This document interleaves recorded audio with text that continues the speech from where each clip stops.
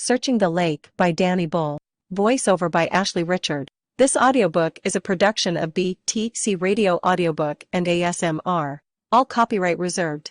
The summer I turned 16 and got my license, Kyle Lewis was pulled dead from the lake. It was the week before Christmas and heat pressed down over the town. People went to the lake to cool off, but Kyle didn't drown. There was no water in his lungs. Coming back now, 10 years passed. Like always when I returned to visit my parents, I found myself slowing down when I reached the lake. The turnoff was on the long road which led to their house and then on into town, and I felt myself pulled toward it, as if a magnet lay in the deep center of it, drawing me. I stopped and got out the car and stood there on the side of the road, looking out toward the water, the shimmer of sun on the still surface. The memories rushed back at me. The evenings my father and I spent out in the garage working on the car he'd bought for us to do up together. My sister sobbing at our table and my mother comforting her while my father stood silent. The long days of summer and the police and the rumors people whispered to one another. The swagger of the Ryan brothers around town. And the last day of Kyle's life, recounted to police by those who'd seen him. That day he'd slept until 11. He and my sister Taylor had been up late drinking the night before, and when they woke the empty bottles and glasses were still on the bench, the smell of booze hung in the air of their little house. They lived on the same long road as my parents did, but further into town. I passed their house each day when I biked home from school, dreaming of the day my car would finally be ready for me. Kyle was hungover and he sat on the couch and rolled a cigarette while Taylor made them coffee. She asked him if he wanted anything to eat and he said no, he wasn't hungry. He was quiet and she knew he was worried. He was worried because he owed Dean Ryan and his brother Pete money, and they were getting impatient. When told this, the police wanted to know what he owed them for. Taylor said he bought some car parts off Pete Ryan and hadn't paid him yet, but eventually she told them the truth. By then he'd been found and lay cold in the morgue, and she wasn't worried anymore about what might happen to him. It already had. Kyle drank his coffee and smoked 2 cigarettes one after the other, then he showered and pulled on the jeans and navy t-shirt he would die in. He told her he was going to visit a friend and drove out the way he always did, tire squealing, sending up a cloud of dust which hung in the still air. At the mobile on the corner, he pulled in to buy more cigarettes and an energy drink. While he was stood there at the counter, Pete Ryan walked in and came up behind him. "I'm coming to collect today," Pete said. That was what the cashier heard him say, and she didn't know what it meant. She said Kyle didn't reply, or if he did, she didn't hear it. Or maybe she knew more, just like we all knew more, and didn't want to get on the wrong side of the Ryan brothers. My dad had gone to high school with them both, in the same year as Dean, who was the oldest, and he said even back then they were raising hell all over town, making a name for themselves. After Kyle left the mobile, he came to ask my father for money. When he pulled in, Dad and I were out in the garage, tightening the brakes in the car. We'd spent the last 6 months working on it. Just like he'd promised it would be, now that I could drive it was almost ready. Kyle got out and my dad looked at him, something cold coming over his expression. He stood silent and waited. "Can we talk?" Kyle asked him. They headed inside to the kitchen. A minute later I followed and sidled up to the door, stood silent, hardly breathing. Dad was standing against the bench with his arms folded, Kyle in front of him with desperation sliding off him. "Please, I wouldn't ask you if I had anyone else to go to. I swear to God, I'll pay you back. I just owe Pete for this car I bought off him." My father cut him off with a hard laugh. "That piece of shit you're driving's not worth $500, let alone $5,000. You come here begging me for money, at least have the guts not to lie about why." A liar was one of the things my father despised most. Almost as much as he did a man who would hit a woman. My sister's boyfriend was both those things. "Alright, but it's not what it sounds like," Kyle said, his tone thin and pleading. A way I'd never heard him speak to my sister. For her, he'd never crawled. "I sold some pot for them, and I owe them money from it. It was only a one-time thing, I just got to get square with them." It was a version of the story I'd heard, which was that he'd been selling a long time for them. And he'd only skimmed a small amount, but they'd added interest. Dad stood up straight from the bench, And even though he was the same size as Kyle, he seemed to loom over him. "You want me to fix your mess now? What sort of man are you?" It was a question both asked and answered in a scathing tone. "A liar. A coward. The worst kind." I knew exactly what sort of man my father was, what he expected me to be.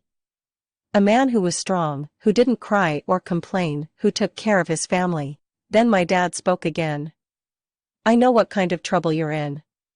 I'll pay the Ryan brothers off for you, and you leave town, leave my daughter. That's the deal." Kyle made an odd noise, helpless and angry sounding. "You can't just tell me to leave town." The words weren't all the way out and my father had him around the collar, slammed him back against the wall. "You think I give a shit if Dean Ryan finishes you off? You're in my house now, and if I ever see so much as a scratch on my daughter again, I'll break both your arms." Then he stepped back, folded his arms again, as if the moment had never happened. Everything felt still. The only sound was a fly buzzing against the window, loud and frantic. Kyle stayed slumped against the wall a second, eyeing my father, indecision in his clenching and loosening fists. Then without another word he turned and left. Saw me there in the hallway and his eyes met mine, knowing I'd witnessed it, his moment of humiliation. He pushed past me roughly, shoving his shoulder into me. I felt a shiver of apprehension then. Not for myself, but my sister. My father had wounded him, and she would bleed for it. He left our house and went back to his, driving fast up the long road which ran between us. He was tense when he got back, pacing and smoking in the kitchen. He and Taylor argued, she told the police. They argued because he asked if she would leave town with him, and she said no. She didn't want to leave her family. He told her if she really loved him, she would go with him. While they were arguing, she tripped over. She hit her face against the bench and split her lip. Later that day Kyle drove the short distance into town and went into the pub which Dean and Pete Ryan didn't drink at. He got drunk and he started talking big, saying he wasn't scared of the Ryan brothers. He had a knife and he was ready to kill whichever one came for him first. About 9 in the evening, the doorman kicked him out. He was marched outside and told to walk it off and come back for his car in the morning. The doorman stood there and watched him leave. He was the last to see him before he was pulled bloated and broken-boned from the water, his unsteady walk as he headed down the road which led to his own house, and past that my parents' house, and if he kept going further still the lake. The next morning the car was there on the street still, Kyle not in his bed, and my sister starting phoning around to see if anyone knew where he was. 2 days later his body rose up to the surface of the lake, and was spotted by a man out fishing. Both Ryan brothers were pulled in for questioning. People saw them escorted into the station. After seeing Kyle at the mobile, Pete Ryan had gone to spend the afternoon watching his son play cricket.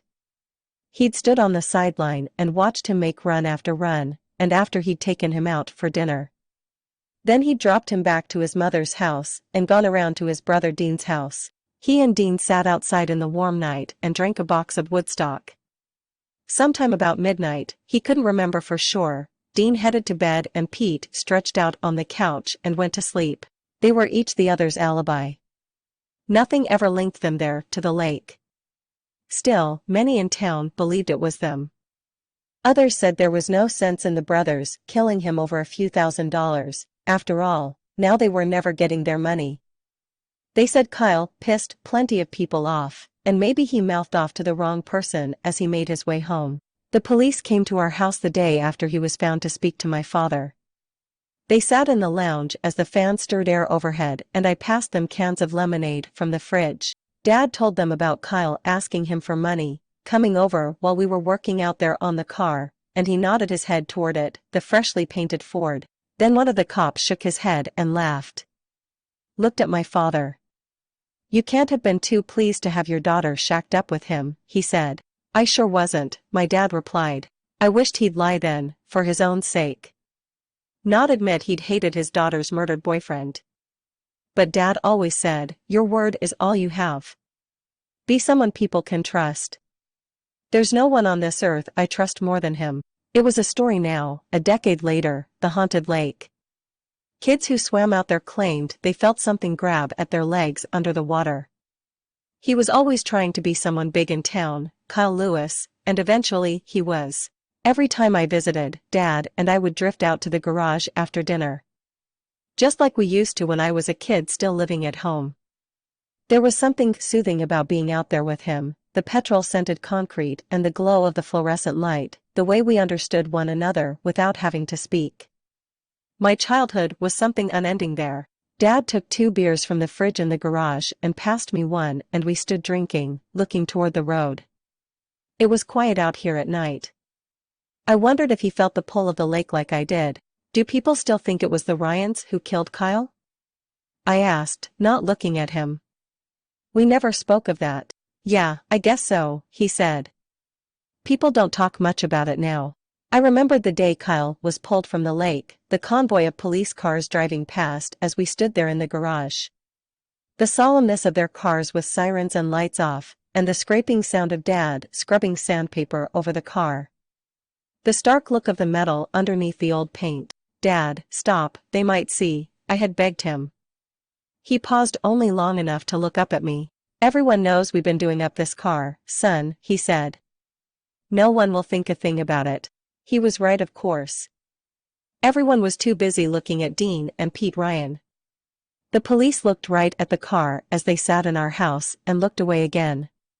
My dad bought a new headlamp to replace the smashed one and took the car in for a new paint job after he'd banged out the dent, and no one ever said a thing except to ask what color he wanted it. But for all those years afterward, when I went out there to the lake, I couldn't stop myself imagining it. My dad in the darkness hauling the body from his car. Carrying him over the stones so as to not leave a trail, and how he did that I didn't know. He dropped him in all the way round the far side where trees grew low into the water and no one ever swam, and it was time enough before he was found for what evidence there was to be lost. I could only imagine it because I had sworn to never speak of that night, not to anyone. Not even him. The memory I carried was buried inside me now, of driving up the road to test the brakes on the car and rounding a corner and seeing him there. The animal look of him in my headlights, the drunken lumber, the glowing eyes, and for an instant I saw again him barging me in the hallway of my house, hitting my sister in his own house. There was a moment I could have braked and didn't. I could have swerved and didn't. My dad was there in minutes after I called him, stood with me looking at the lifeless shape of Kyle Lewis on the side of the road. There was the sound of something deep in the night, frogs and birds, coming from the bush. Then he put his hands on my shoulders, looked at me steadily. Listen to me, this is my fault. I was the one driving. You got that? You can never speak about this again, do you understand? He pressed his own keys into my hand, ordered me to drive his car home and shower and go to bed and forget this ever happened. I got into his car and saw in the rearview mirror the car there on side of the road, my father beside it, phone in his hand.